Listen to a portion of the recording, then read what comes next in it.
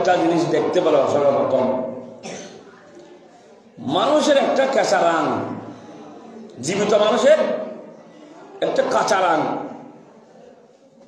রক্ত বাইর হচ্ছে, চিরির চিরি রক্ত বাইর হচ্ছে, জিন্দা তরুতাজা রক্ত বাইর হচ্ছে। আমার রাসূল জিজ্ঞেস করলো জিবরাইলকে, আহি জিবরাইল, এটা কি অবলোকন দেখতে পেলাম, মানুষের একটা কাঁচা রান দিয়ে রক্ত বাইর হচ্ছে, অপেক্ষা করো, আমি বলবো সামনে আমরা গিয়ে যাই। গেল, আবার দেখতে পেল তিনটি পুকুর, প্রথম পুকুরের পানি দ্বিতীয় পুকুরে পড়তেছে না, তৃতীয় পুকুরে পড়তেছে, মাঝখানে পুকুর খালি। জিবরাইলের কাছে প্রশ্ন করলো আমার রাসূল, আহি ভাই, এটা এইরকম কাজ কেন? প্রথম পুকুরের পানি দ্বিতীয় পুকুরের পড়া কথা, কিন্তু তৃতীয় পুকুরের মধ্যে এখানে পড়তেছে। জিবরাইল বলতেছে, ইয়া রাসূলুল্লাহ, অপেক্ষা করেন, আরেকটু সামনে যাই, আরেক কিছু আপনি দেখতে পাবেন। যেতে যেতে যেতে যেতে একটা পাখি কোরআন শরীফ গলার মধ্যে ঝুলতেছে, অহসার কাছে নাফাক জাতীয় জিনিস গোপন করতেছে। আমার রাসূল প্রশ্ন করলো, আই ভাই জিবরাইল, এটার কি অবস্থা? এটা এরকম একটা পাখি গলার মধ্যে কোরআন শরীফ কাছে কি অপসর, যেটা মহিলা আমার জানা, যেটা নিষেধ আছে। তখন জিবরাইল ইসলাম বললেন, ইয়া রাসূলুল্লাহ, হে আল্লাহর রাসূল, আমরা প্রথমে দেখেছি মানুষের রান, কাঁচা রান, সেটার একটু বিশ্লেষণ শুনেন। এটা কি? সেটা রক্ত কি? কেন দেখাইছে আল্লাহ আমাদেরকে? আপনার উম্মতের মধ্যে এমন উম্মত হবে, ভাই ভাইকে চোখে দেখে দেখে তলোয়ার চালাবে। ভাই কারা? আল মুসলিমু আওয়াল মুসলিম, মুসলমান মুসলমান আবার, আল মুসলিম আওয়াল মুসলমান, মুসলমান মুসলমানের ভাই, মুসলমান মুসলমানকে তলোয়ার চালাবে। দেখে এই রক্তটা দেখতে পাচ্ছেন আপনি, আপনার উম্মত মুহাম্মদের মধ্যে একে অপরকে চোখে চোখে দেখে দেখে গোপনে প্রকাশ্য তলোয়ার চালা দিবে। সেটা আপনাকে মেরাজুল রোজে রব্বুল আলামিন আগে দেখাই দিচ্ছে। দ্বিতীয়টা কি? প্রথম পুকুরের পানি দ্বিতীয় পুকুরে না পড়ে তৃতীয় পুকুরে বেড়ে বলতেছে আপনার উম্মতের মধ্যে ভাই ভাইয়ের সাথে ভাইকে ভাই মহব্বত করবে না। যিনি মাঝখানে উনি হচ্ছে ভাই, প্রথম আপন নিজ, দ্বিতীয়টা আপন ভাই, বড় ভাই প্রথম, দ্বিতীয়টা মেজো বা ছোট, তৃতীয়টা হচ্ছে পর। ভাইকে না দেখে পর উপকার করতেছে, ভাইকে নারাজ দেখে ভাই উপহাস, ভাইয়ের ছেলে সন্তান কন্যা সন্তান খাবার নাই, ফিরে দেখতেছে না। আপনার উম্মতের মধ্যে সেটা হবে, আপনাকে আগে রব্বুল আলামিন দেখাই দিচ্ছি। হুজুর বুঝলাম, প্রথমটা বুঝলাম, দ্বিতীয়টা বুঝলাম, তৃতীয়টা একটু জানতে চাই। সেটা কি? আল্লাহর রাসূল ফাঁকি অখসর খাচ্ছে, বক্ষণ করতেছে সিনার মধ্যে কোরআন নিয়ে। কেন? মানুষ কোরআনের জাহানের মধ্যে, আপনার উম্মতের মধ্যে কোরআন সিনার মধ্যে থাকবে, কিন্তু তারা অন্যায় করতে, হারাম বক্ষণ করতে দ্বিধাদ্বন্দ্ব করবে না। বিধায় আপনাকে মেরাজুল রোজে রব্বুল আলামিন আগেই দেখা দিচ্ছি।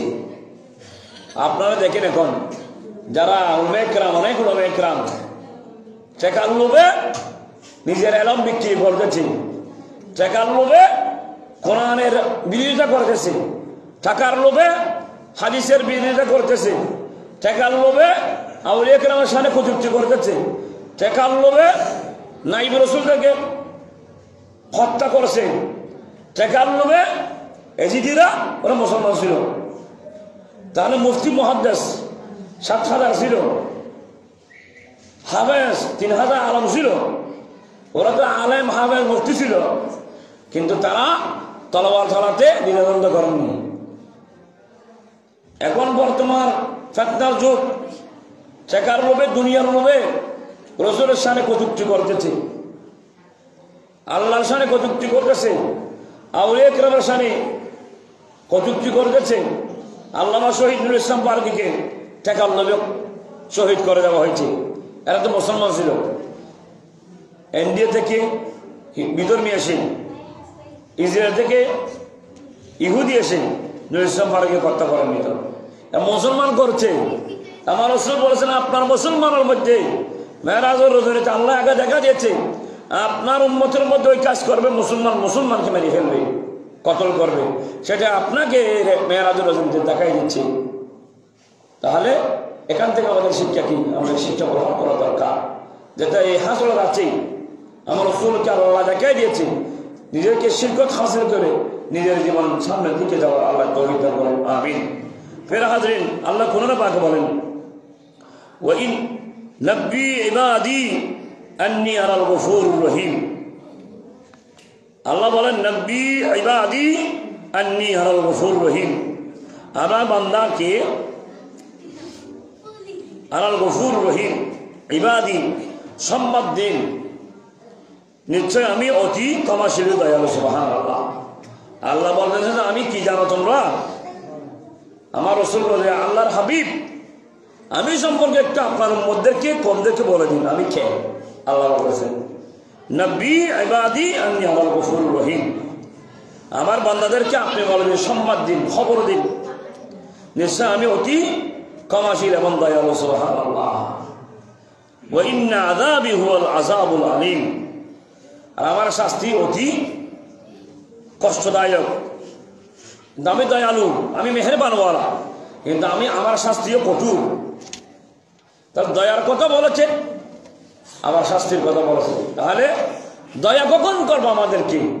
যখন আমরা চলার মতো চলবো, কোরআনের বিধান মোতাবেক, রাসূল পাক সাল্লাল্লাহু আলাইহি ওয়াসাল্লামের হাদিসের, আমার রাসূলের আদর্শ মোতাবেক, আউলিয়া কেরামের নকশা-কদম মোতাবেক চললে তাহলে আল্লাহ খুশি হবে। সেটার বিপরীতে যখন আমরা চলবো, তাহলে আযাবের মধ্যে আমাদের আযাব মুখ করতে হবে।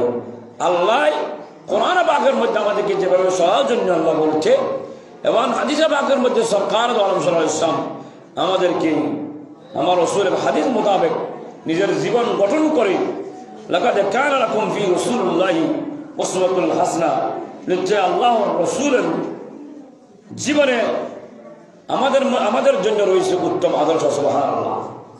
আল্লাহ তোমাদের জন্য, আমাদের চিন্তা, আল্লাহ রাসূলের জীবনে উত্তম আদর্শ, সেটা আমাদেরকে ধারণ করতে হবে। অন্যতে আমাদের বিপরীতটা আসবে।